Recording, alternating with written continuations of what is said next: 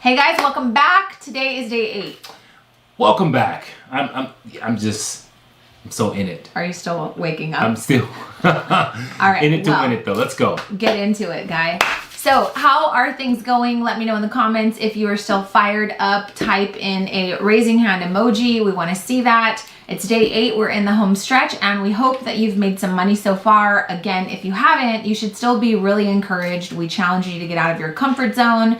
We gave you lots of great ideas to do things that maybe you wouldn't have done without a little friendly nudge from your friends. So yeah, I hope you're making some money. And you know, well, here's the thing. Like, if you achieve the goal, that's great. If you get the $1,000, that's what we want for you. But just like we talk about when it comes to any type of goal, it's what you become in the process. And so when you think about the things that you've done over the last 7 days, and now we're going to go over some things for day 8, like, what have you become? Have you become a better business owner? Have you become, smarter when you think about your business? Are you more strategic? Have you become aware of more things that you need to do? Maybe it's tapping into your creativity. Maybe it's today, which is going to be getting out into the community. But before we get into that, I love that question. We talk about it often. It's not so much about the arrival of the place you're trying to get to, the goal, right? It's about what things you're going through that you're learning that are helping you become a better business owner. So I want to hear from you in the comments, like, what things have you learned so far? Have you learned that you're not good at pushing yourself outside of your comfort zone? Have you learned that you're afraid of rejection? Have you learned that rejection's not so bad? Yeah. Have you learned from us, hopefully, that not every customer is going to say yes, so what? Keep it moving. And as long as you keep pushing, you'll find the customers that are for you. And have you learned that your products won't sell themselves? Like, you have to be the one to sell themselves. Yeah. I was going to say, maybe you've learned that you found that, God, I didn't know this is possible for me. Maybe you tapped into a potential that you've never even been in the realm of before. And now you're like, okay, if I can do this, I know I can do that. Right. Right. And so hopefully this is a gateway or a breakthrough to things that you didn't know that was possible, or maybe you didn't challenge yourself in that way. Yeah, hopefully it's unleashing the inner CEO in you, and the bonus would be that you made money. So let's do a quick update for those of you that did day 7, the day 7 challenge. And if you didn't and you missed a couple days, no problem, jump in today. This is what we asked of you yesterday. Yeah, so one of the things we wanted to brainstorm and create is one item that you're going to upsell. We also wanted to make sure that you create an item, at least one item that was part of a bundle. Right. Right? And then you wanted to make sure you quoted or closed at least one upsell or one bundle. So that's easy. That would have been adding extra money to your basket. And then we also wanted to see you promote something on social media. Right? So did you tag us? Lots of you tagged us. I loved some of your creative copy. I love the fact that you're just trying to take your post to the next level. Some of you, truthfully, you got to step up your photography, especially if you're posting on places like Instagram.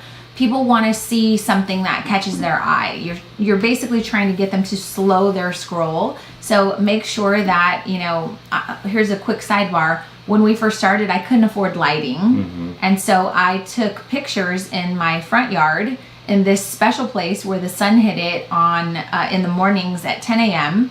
behind a 99-cent white piece of poster board. That's what I did because I knew that the photos had to look great, but I couldn't afford to invest in high quality photography stuff. So I had to make do with what I have. So make do with what you have, but step up your photography game and then start promoting the heck out of those bundles and those upsells. Absolutely. And then the last thing is we want to make sure continue to share. So share your journey, share the things that you've done and what you've learned, and share yourselves. Because if you haven't seen, we are taking some of your victories. We're sharing them with the people in our daily emails because we're trying to get people pumped up about this challenge. So I hope you're still in it to win it. Yeah. Moving on to day number 8. Today is one of my favorite days. It's about community, and here's why.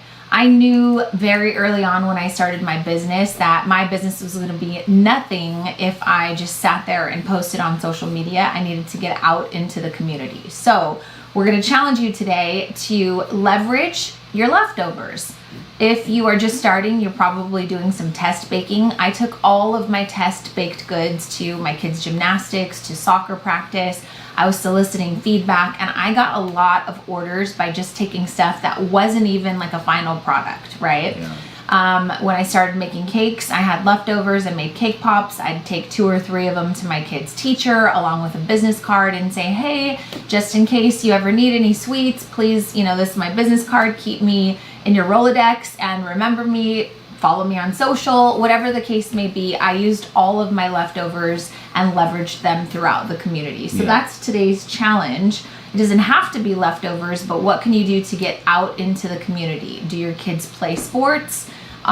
Do you know someone who serves on the board of education or your community? What is the city council? Yes. And so these are individuals that are like community pillars. Like there are people in your community right now that are connected in more ways than you can imagine. And getting out there and making your presence known with them can be a trickle-down effect from a standpoint of they start to tell other people, and all of a sudden you start to build some fanfare of your business because you talked to and you connected and you gave free stuff to sometimes important people in your community. And I'm not a big fan of the free stuff. No, and it doesn't have to be free, but if you're giving samples away or things that you're trying to get people to understand the things that you do really well, those are the individuals you want to tap into. It could be the head of the PTA, right? It could be maybe it's getting to someone at the school. It could be your husband's coworkers. Right. Send some business cards and a couple of cookies that were leftovers to your husband's job, but figure out a way to get your business out there. If I were starting today, I would do one thing for sure. There's a local school literally at our corner that puts banners up, and the banners, from what I heard, cost $75. $75 would be a great investment to put a banner up where I don't know how many hundreds, if not thousands of cars pass by that every single day. Another thing I would do is our kids are drama students, and so they're in theater. They have, what do you call the pamphlets that they hand out at all of the, what are they called? When you go to a show, this is like charades now. You go to a show, they hand you the cast is inside of a program. Jeez. So I spent $50 to be on the back side of the program, and I can't tell you how many people called because they saw me there. So figure out ways. Those are paid advertising ways of getting out into the community. You don't have to pay, but $50 to get in front of potentially hundreds of local, parents that are already celebrating the fact that their kid's doing something great, whether it be at sports or theater or whatever at a school. Those are really great ways to spread the word in the community. So we want you to think outside of the box today. One of the ways you could do that again is to leverage your leftovers. But what could you do to market your business in your local community with either city officials, a school district, the PTA, your husband's job? Like, we're naming all kinds of things, and all you got to do is spend 30 minutes today and be in action to do something to kind of expand the amount of people that know about you. That's what we're trying to do. It could be something as simple as, okay, I'm going to talk to 15 people today about my business. I mean, I can't tell you how many times Janelle found a reason to talk about the Cake Mamas in random situations, at gas stations, at soccer practice, at just the movie theater. Like, I was gonna talk to you about my business. What we're saying is be aware of individuals, make eye contact, smile when you see people, and then find an excuse to share what you do in your business. Hand them something so that they can say, oh, you do this? Oh, great. I actually was thinking about, or I was looking for.